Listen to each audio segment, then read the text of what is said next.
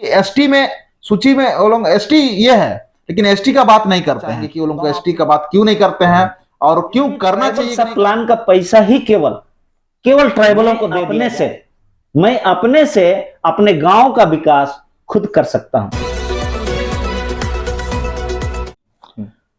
Public action news जनता की आवाज में आप सभी को स्वागत है। अभी हम लोग बात करेंगे नगर पंचायत और बात करेंगे नगर निगम, बात करेंगे नगर पालिका को लेकर के। काहे कि ये मुद्दा जिसे जैसे हम लोग देखते हुए आए हैं कि गांव धीरे धीरे शहरीकरण होते जा रहा है और शहरीकरण होते होते धीरे धीरे उस शहरीकरण का कानून भी वहां पे लागू किया जा रहा है, जो कि वहां का आदिवासी हो चाहे मूलवासी हो चाहे हर एक लोगों का अलग अलग कानून अगर लागू होता है तो वहां का स्थिति चेंज हो जाता है। तो हम लोग इसको लेके बात करेंगे हमारे श्री जो कि है कृष्णा हंसदा जी से। दादा, हम लोग देख रहे हैं कि अभी हम लोग को सुनने में ये आ रहा है कि परसुडी थाना क्षेत्र को भी नगर पालिका किया जाए। अभी फिलहाल में पंचायत है और खास करके यहाँ पचो अनुसूची होने के नाते आपका रूढ़िवादी व्यवस्था भी है। नगर ये पंचायत तो चले रहा है ना, तो अभी नगर पालिका होने वाला है, तो इस पे आप क्या कहेंगे आप?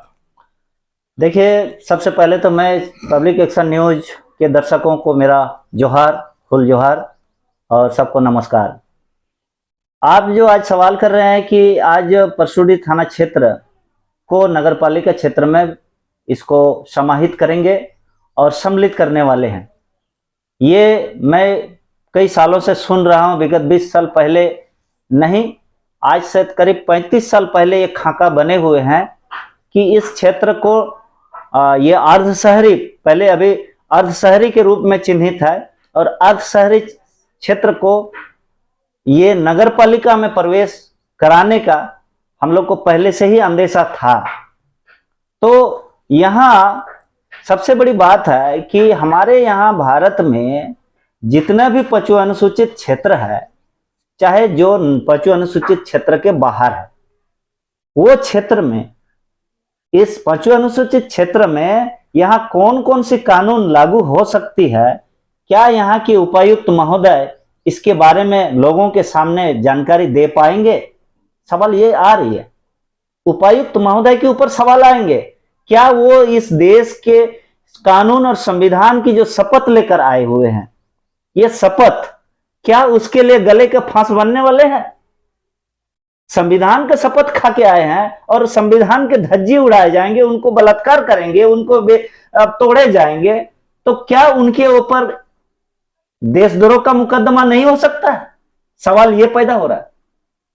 ये पांचवा अनुसूचित क्षेत्र है, आर्टिकल 243M और 243ZC, ये क्या अलाउ कर रहा है ये नगर पालिका बनने का? यहां मेसा पेशा कुछ नहीं लागू हो सकता है, लेकिन कानून को यह तोड़कर, कानून का उल्लंघन कर आज यदि ये नगर पालिका इस पांचवें अनुसूचित क्षेत्र का परसुडी थाना क्षेत्र को यदि सम्मिलित करेगा, तो इसके लिए जितने जनप्रतिनिधि है, जितने आदिवासी प्रतिनिधि है, ये सभी जिम्मेवार होंगे। क्योंकि यदि यहां नगर पालिका स्थापना हुई, नगर पालिका में सम्मिलित हुई, तो सबसे अधिक नुकसान आदिवासियों की जो व्यवस्था है, जो रूढ़िगत व्यवस्था से संचालित होते हैं, वह व्यवस्था स्वतः समाप्त हो जाएगी और समाप्त हो गई तो समझ जाइए आदिवासी समाप्त हो गई। ये बहुत बड़ी बात है। तो इसके लिए कौन जिम्मेवार है, ये थोड़ा सा हम लोग को खुलासा करना होगा, अन्यथा हमारे सोए हुए और भटके हुए आदिवासी जन, आदिवासी लोग हारेंगे और मरेंगे। जिस तरह मानगो क्षेत्र से आदिवासी नेस्तनाबूत हो गए, भागने को मजबूर हुए, उसी तरह परसुडी थाना क्षेत्र के आदिवासी भी भागेंगे। यह लिख के रखना होगा और इसके लिए खुद ब खुद जिम्मेवार होंगे, कोई दूसरा जिम्मेवार नहीं है। यहां दूसरा कोई जिम्मेवार नहीं है, जिम्मेवारी खुद होंगे। क्योंकि जो व्यक्ति जब पानी गर्दन से नाक तक बढ़ रहे हैं फिर भी वो नींद की सो रहे हैं, माने कुंभकर्ण की नींद में है, तो वो आदमी का बचना नामुमकिन है, बचना बिल्कुल ही नामुमकिन है और वो मरेंगे। तो हम आदिवासी आज नाक तक पहुंच रहे हैं खतरा, नाक तक पहुंच चुके हैं खतरा। इनको महसूस ही नहीं है, इनको महसूस ही नहीं है। और कुंभकर्ण की नींद में कोई पंचायत चुनाव में भाग लिए हुए हैं, तो कोई आपका राजनीति में फंसे हुए हैं, फिर भी नगर पालिका का विरोध नहीं हो रहा है।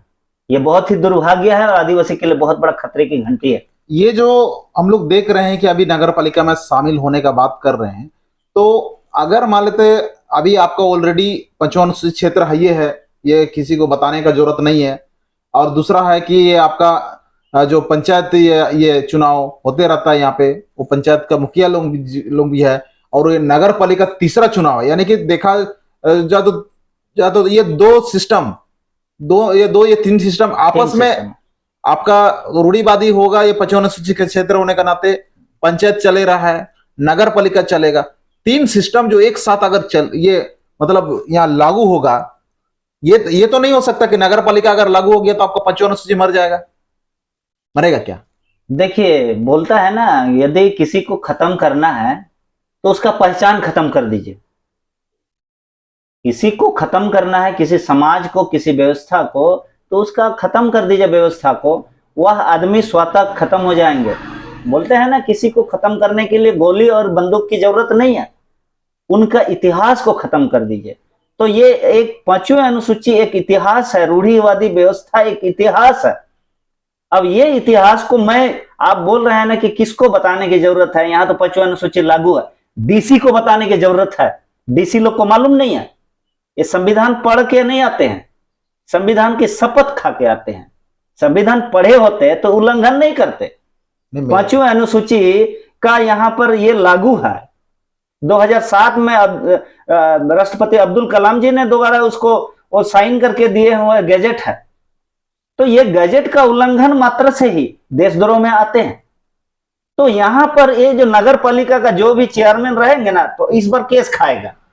यदि ये प्रयास किए तो केस खाएगा, केस खाएंगे। और हम लोग इसके लिए पूरे ग्राम सभा में हम लोग अभी पूरे मीटिंग सीटिंग चल रहे हैं, और बहुत जल्द ही इस पर हम लोग राष्ट्रपति और राज्यपाल को अवगत कराएंगे कि इस तरह का हरकत ना करे, और संविधान इससे उल्लंघन होंगे, और उल्लंघन मात्र से ही आप लोग ये दायरे में आएंगे। तो एक साथ, एक कहावत है ना कि एक मयान में 2 तलवार नहीं हो सकती है। तो सवाल हो रहा है, यहाँ 5वीं अनुसूची ऑलरेडी है, तो ये किस हैसियत से हमारे डीसी महोदय और ये लोग जो ब्यूरोक्रेट्स जितने भी है, पॉलिटिशियन, 5वीं अनुसूचित क्षेत्र में और एक ये नगर पालिका कहां से ला रहे हैं, कैसे लाएंगे? जब तक यहां बोल रहे हैं कि अनुच्छेद 13 को फिर स्मरण करना होगा। उपायुक्त को मैं टारगेट करता हूं कि उपायुक्त महोदय यहां पर अनुच्छेद 13 को स्मरण करें। यदि मेरा रूढ़ी प्रथा व्यवस्था ऑलरेडी एग्जिस्ट करता है, तो फिर दूसरा व्यवस्था, यदि रूढ़ी प्रथा से असंगत कोई भी व्यवस्था यहां पर लागू नहीं हो सकता। लागू करेंगे तो वह स्वतः नल एंड वॉइड हो जाएगा। तो उपायुक्त महोदय को यह चीज स्मरण करना चाहिए, संविधान के संरक्षण के लिए उसको रखा गया है, ना कि संविधान उल्लंघन करने के लिए, किसको बसाने और किसको यहाँ पर भगाने के लिए इसको लाया गया है। माने आदिवासी को भगाएगा और गैर आदिवासी को बसाएगा, तो 5वीं अनुसूचित रहेगा। फिर डी नोटिफाई के लिए, आपका डी शेड्यूलिंग के लिए लोग केस फाइल करेगा कि यहाँ आदिवासी रहते ही नहीं है। यही आधार बनाएगा कि यहाँ पूरा बिल्डिंग बन गया, फ्लैट बन गया है, इसीलिए ये 5th शेड्यूल एरिया से इसको हटाया जाए। तो इसके लिए कौन जिम्मेवार है? आप इसका थोड़ा चर्चा करें। चर्चा हम लोग अभी ये करेंगे, काहे कि हमने ये देखे हैं कि हमें यहाँ पे आदिवासी बहुत सारे बहुलक क्षेत्र हैं, और उसके बाद ये नहीं बोल सकते हैं कि आदिवासी का जो बहुत सारे आदिवासी लोग हैं राजनीतिक पार्टी में भी कदम रखे हुए हैं, है ना। हमारे देखा जाए तो हमारे माननीय मुख्यमंत्री जी भी आदिवासी हैं, है ना। बहुत सारे आदिवासी, चाहे राष्ट्रपति भी आदिवासी हैं। तो हम ये कहना ये चाहेंगे कि इस क्षेत्र का भी हम बात करेंगे, परसुडी क्षेत्र का, यहाँ पे भी बहुत सारे आदिवासी लोग हैं जो राजनीतिक पार्टी से बिलोंग करते हैं, जो कि वर्तमान में अभी जो पार्टी है, जैसे भारतीय जनता पार्टी हो, चाहे जेएमएम पार्टी हो, चाहे कांग्रेस पार्टी हो, चाहे आरजेडी पार्टी हो, चाहे विभिन्न प्रकार का झारखंड पार्टी हो, अन्य पार्टी है, यहाँ पर सभी पार्टी का एक अहम भूमिका है, सभी पार्टी का सम्मान हम लोग करते हैं। तो सभी पार्टी में आदिवासी का एक आप देखते हैं कि पहले ये पद नहीं था, लेकिन अभी एसटी, है ना, अच्छा, एसटी मोर्चा हो गया, एसटी एससी मोर्चा हो गया, चाहे ओबीसी मोर्चा हो गया, है ना, अलग अलग बना हुआ। तो एसटी एससी मोर्चा ये सब बना हुआ, प्रखंड एससी प्रखंड है, प्रखंड अध्यक्ष है, एसटी प्रखंड अध्यक्ष है ना, विभिन्न प्रकार का। तो हम आपको ये जानना चाहेंगे आपसे कि हमारे जो एसटी मोर्चा के व्यक्ति जो राजनीति में कदम रखे हुए हैं, कोई भी पार्टी में है, सभी को सम्मान करते हैं, लेकिन वो लोग क्या ये सारे नॉलेज वो लोगों को पता है कि नहीं है? क्या कि इस तरह का बात करते हुए कभी हमने ना सुना है और ना ही सुन रहे हैं। तो ये लोगों का नॉलेज है कि नहीं? ये लोग क्या है जो कि एसटी में सूची में वो लोग एसटी ये है, लेकिन एसटी का बात नहीं करते हैं। तो हम आपसे यही जानना चाहेंगे कि वो लोग एसटी का बात क्यों नहीं करते हैं और क्यों करना चाहिए कि नहीं करना चाहिए वो लोग को, इस पर थोड़ा प्रकाश डालें आप। देखिए, आज जो हालत है कि भारत देश में, अंग्रेज तो चले गए, हम अंग्रेज को बोलते थे कि फूट डालो राज करो, यह अंग्रेज की नीति थी। और भारत में 500 अंग्रेज आकर पूरे करोड़ों लोगों पर राज किया, केवल 500 अंग्रेज आकर। तो उसी तरह यदि बोलता है ना कि किसी का गांव में, किसी का आप एरिया में यदि राज करना है तो पहले तो आपको तो फूट डालना ही होगा। तो हमारा भी यहाँ पर आपका सवाल के मुताबिक कि ये जो जितने समस्या है, नगर पालिका, नगर निगम, नगर परिषद हो, चाहे जेएनएसी हो, एमएनएसी हो, ये पूर्ण तरह 5वें अनुसूचित क्षेत्र के अंतर्गत आता है। और ये आने से आदिवासी का क्या खतरा हो रहा है, क्या नुकसान हो रहा है, सब आदिवासी को मालूम है। लेकिन मामला क्या है ना कि वो राजनीति पार्टी में वो मानसिक गुलामी का जो माला होता है ना, वो माला पहने हुए हैं। मानसिक गुलामी का माला पहने हुए हैं। मानसिक गुलामी का माला पहने हुए हैं। अब इसीलिए मानसिक गुलाम बन गए हैं, मन दिमाग उनका गुलाम बन गए हैं किसी पार्टी के अधीन। अब पार्टी के अधीन गुलाम बन गए हैं तो एक गुलाम व्यक्ति, आप समझ रहे हैं कि कुछ बोल नहीं सकते हैं, उनका मुंह में ताला लटक जाते हैं, मुंह में दही जाम जाते हैं। सर, तो वो एसटी का हम लोग प्रखंड अध्यक्ष है, एसटी का जिला अध्यक्ष है, तो एसटी का क्यों नहीं बात करेंगे? सवाल ये है ना कि आपको नहीं तो हम ये दुकान का मालिक से हटा देंगे। आप एसटी मोर्चा का अध्यक्ष बनाए हैं, मेरे लिए काम करोगे आदिवासी को उल्लू बनाने का। अच्छा, आदिवासी को उल्लू बनाने के लिए उनको अध्यक्ष बनाया है, आदिवासी का मुद्दा उठाने के लिए नहीं बनाया है, ये आपको समझना है। तो हर पार्टी वाले, कांग्रेस हो, बीजेपी हो, जेएमएम हो, सभी पार्टियों में आदिवासी भरे पड़े हैं, भरे पड़े हैं। बिल्कुल बोलता है ना कि ऐसे भरे पड़े हैं ना कि बोला जाए तो आदमी कम हो जाएंगे, नेता ज्यादा हो जाएंगे। हमको तो इसलिए हम सवाल आपको रोक रहे हैं, इसलिए हम सवाल कर रहे हैं कि अभी हम लोग, हमें भी पहले से लोग अभी भाग भाग में बंटवारा कर दिया है, एसटी एससी ओबीसी कर दिया है। तो पहले चलो अभी एसटी में हम लोग डायरेक्ट अपने आदिवासी नेता के पास जाते हैं, तो हम लोग को ये लगता है कि ये नहीं, ये आदिवासी नेता है तो ये आदिवासी का सवालों को उठाएगा, आदिवासी का बात को रखेगा, तो हम इस पर नजरिए से देखते हैं। लेकिन आपने इसको अलग नजरिए से व्याख्या कर रहे हैं। देखिए, ये आदिवासी के लिए होना चाहिए था, लेकिन आदिवासी का नहीं कर रहा है। काहे कि उनको आदिवासी का करने तक का उनको परमिशन नहीं है। भले ही मेरा आज आप देख लिया जाए इसका उदाहरण, चाहे आप राज्य में हेमंत सोरेन मुख्यमंत्री का ही ले लिया जाए, चाहे केंद्र में राष्ट्रपति जी का ही ले लिया जाए, ये क्यों हमारे हित में, मैं मेरा हित का बात नहीं कर रहा हूं, संविधान में जो लिखी हुई है उसका अनुपालन क्यों नहीं कर पा रहे हैं, सवाल ये पैदा हो रहा है। तो उसके लिए कहीं ना कहीं यहां पर ये पूंजीपतियों का खेला हो रहा है। पूंजीपति देख रहा है जमीन केवल आदिवासी के पास है, और ये 5वें अनुसूचित क्षेत्र रहेगा और ये पंचायत क्षेत्र रहेगा, तो यहां पर सीएनटी, एसपीटी, विल्किंसन रूल्स है ना, तो Samatha judgment, P Ramireddy judgment, RM Lodha judgment, कई सारा जजमेंट का उदाहरण हवाला देंगे हम। तब ये पूंजीपति लोग ने प्लान बनाया कि क्यों ना हम लोग नगर पालिका का एक झुंझुना थमा देंगे आदिवासी लोग को विकास का। हम नली बना देंगे, हम नली की सफाई करेंगे, हम पानी देंगे, पानी को फिल्टर करके देंगे, कितना उसमें क्लोरीन देंगे, कितना उसमें हाइड्रोजन लगाएंगे, है ना। तो उस तरह करके आदिवासी को कैसे खत्म करने का वो लोग प्लान बनाते हैं। मैंने पानी भी देगा तो पैसा कमाएगा, नाली भी बनाएगा तो पैसा कमाएगा। तो आदिवासी को तो समझ में नहीं आता है सब चीज। हमारा पॉलिटिशियन तो बोलता है हमको ठेका मिलेगा। हाँ, हमारा पॉलिटिशियन जो राजनीति में थोड़ा पूछ पकड़ा है ना, पुछलगू नेता बोलते हैं लोग को, पुछलगू नेता लोग, जो मानसिक गुलाम का माला पहने हुए नेता लोग, ये लोग क्या है ना कि वो बोलता है कि हमको तो जेएनएससी में मेरा अच्छा पकड़ है, मैं थोड़ा फलाना विधायक से मेरा बहुत नजदीकी है, मेरे को तो नाली का ठेका मिल ही जाएगा। अब नाली का ठेका लेने के लिए वो अध्यक्ष बना हुआ है। आपको विशेष करके ये बात बता रहा हूं, हमारा जो आदिवासी जो जितने भी नेता लोग जुड़े हैं ना आदिवासी मोर्चा में, ये लोग नली कोई कहीं का झाड़ू मारने का ठेका, यही ठेका होकर लेने के लिए ही वो लोग उसमें बोलते हैं ना गुलामी खट रहे हैं। लेकिन नाली सफाई का ठेका ले पाता है, ना नाली बनाने का ठेका ले पाता है, ना रोड सफाई का ठेका ले पाता है।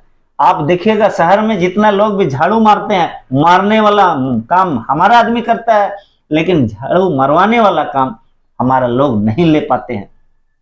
आज इसके लिए टाटा कंपनी भी जिम्मेवार है और हमारे लोगों का तो जिम्मेवारी है ये अक्ल ही नहीं आ रहा कि हम मालिक बने। हम मालिक है, मालिक जैसा रहते नहीं है।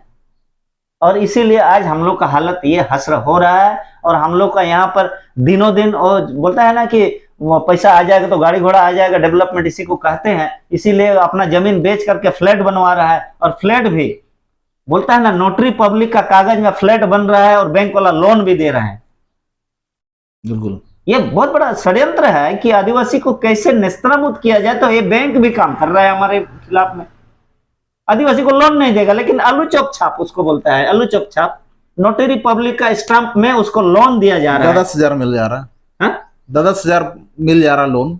10,000 करोड़ों में मिल रहा है, हजार कहाँ बात कर रहे हैं। छोटा छोटा दुकानदार कम बात कर रहे हैं। छोटा दुकानदार आदिवासी को कितना को दिया है, जवाब देगा कोई बैंक वाला? हम आरटीआई करके फाइल करेंगे, अभी सब पता चल जाएगा बैंक वाला कितना लोन आदिवासी को दिया है। एक भी आदिवासी को लोन नहीं देता है। तो हमारे खास करके हमारे झारखंड में 28 विधायक हैं, है ना, और बहुत सारे हम लोग का मुखिया तो लगभग आदिवासी हैं। तो क्या ये सब सारे विधायक लोगों को ये समझ में नहीं आता कि लोन बैंक से हम लोग को लोन मिलना चाहिए और हमारे को विकास करना चाहिए? इस प्रकार का मुद्दा वो लोग क्यों नहीं उठाते हैं? क्यों, कहाँ चले जाते उस समय? देखिए, अभी विगत दिनों आपने पेपर मीडिया में देखे थे कि ये 5वें अनुसूचित क्षेत्र में आदिवासियों का विकास के लिए ट्राइबल सब प्लान का पैसा 138 करोड़ पैसा आया। 133 करोड़ और 133 करोड़ में केवल 15 करोड़ खर्चा हुआ। 13 करोड़ खर्चा, 13 करोड़ 122 करोड़ रिटर्न चला गया और चला गया। तो आप इससे समझ सकते हैं हमारा विधायकों का इनको लेकर के ट्राइबल सब प्लान के बारे में जानते भी नहीं है। अनुच्छेद भारत का संविधान के अनुच्छेद कितना में लिखा हुआ सब ट्राइबल सब प्लान का।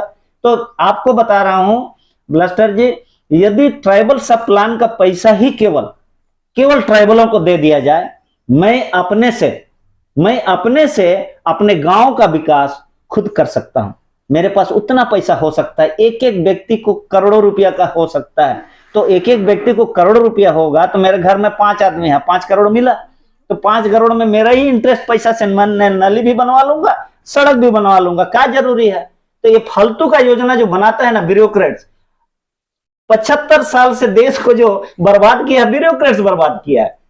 प्लान बनाते हैं, अभी तक चंडिल डैम का पानी जो है 1 करोड़ 25 लाख का पानी डेली टाटा स्टील बेचता है।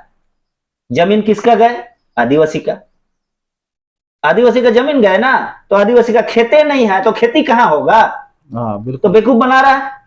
अभी यहां आपका ईचा डैम बनने वाला है, ईचा डैम बनेगा ही, क्या कि हेमंत सोरेन बोला है कि हम फोर्स लगा के होने से भी काम कराएंगे। तो 126 गांव वहां जाएगा।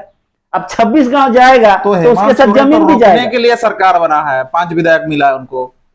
अरे बाबा, अभी तक आदेश सुने हैं, उसका बात सुने हैं कि हम रद्द करते हैं तो करो ना, एक बार में कर दो। जेएमएम का विधायक जीते हैं, इचार डैम को राजनीति पर बनने नहीं देंगे बोल के ही वो लोग उसको लेकर ही पूरा जेएमएम 5 का 5 सीट जेएमएम जीता है। अब बोल रहे हैं कि जेएमएम हेमंत सोरेन फोर्स लगा के बनवाएंगे।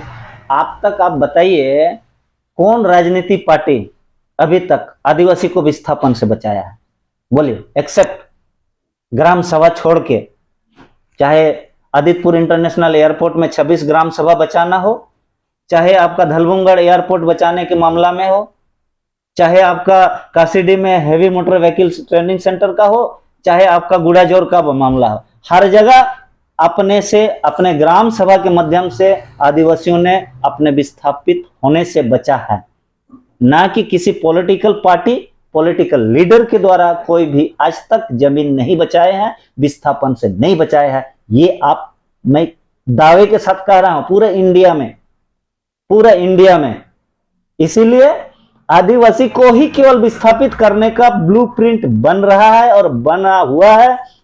डैम के नाम से, खदान के नाम से, विकास के नाम से विगत 75 सालों से यही काम निरंतर जा रहा है और आदिवासियों की संख्या इसीलिए घटते जा रही है।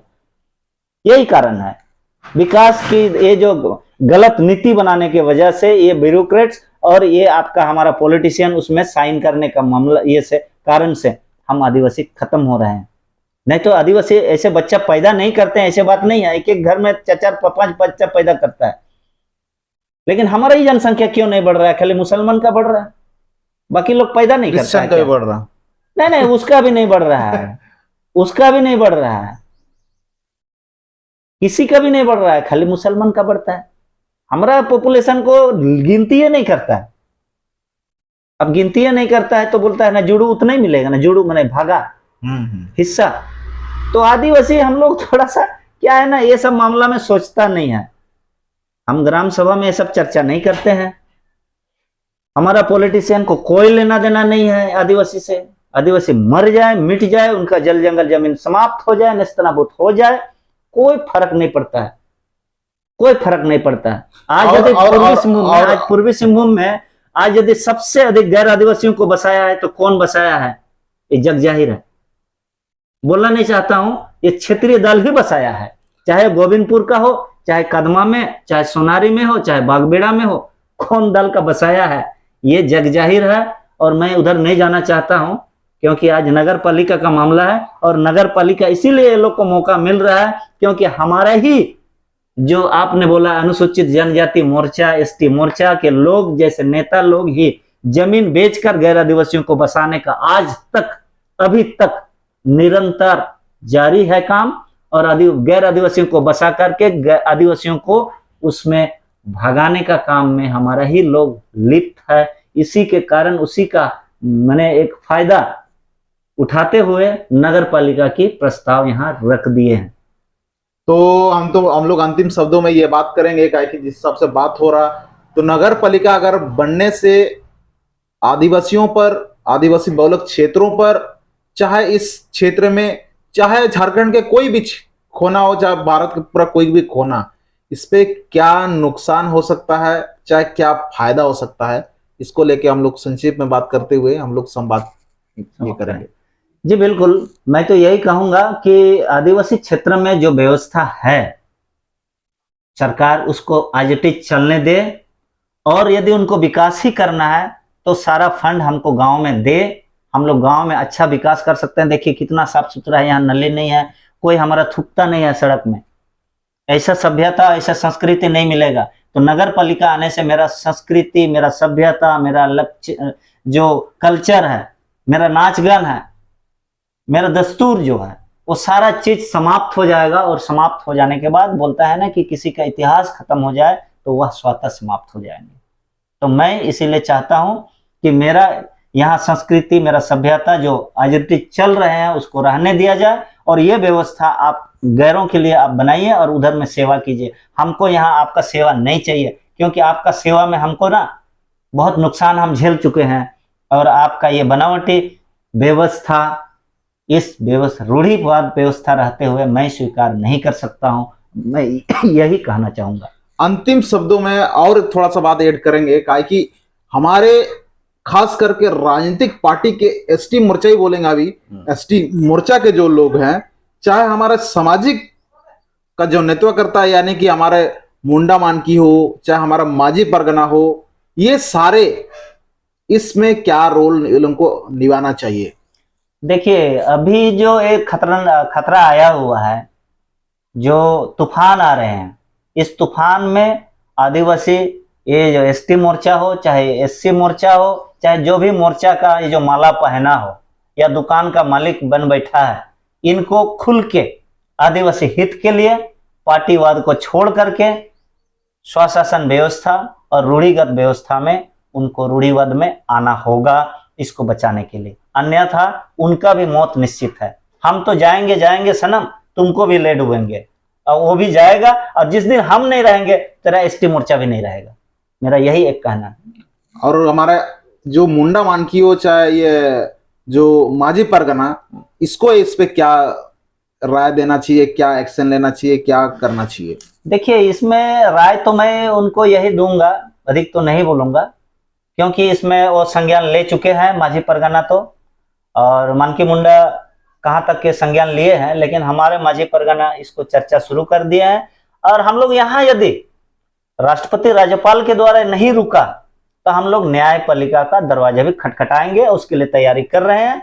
और कल ही हमारा बैठक पुणे हसा में तोरप परगना दशमथ हांसदा के नेतृत्व में बैठक हो चुके हैं, और इसके लिए हम लोग का पूरी तरह से पूरे गांव हम लोग एक है, और हम लोग इसका विरोध करेंगे। चलिए, तो हम लोगों ने बात किया कि नगर पालिका हो, चाहे 55 अनुसूचित क्षेत्र में बहुत सारे नए नए व्यवस्था को लागू करने का बात किया जा रहा है। तो इस लागू होने से आदिवासी बहुलक क्षेत्र में आदिवासियों का क्या लाभ होगा कि हानि होगा, इस पर हम लोगों ने संवाद किया।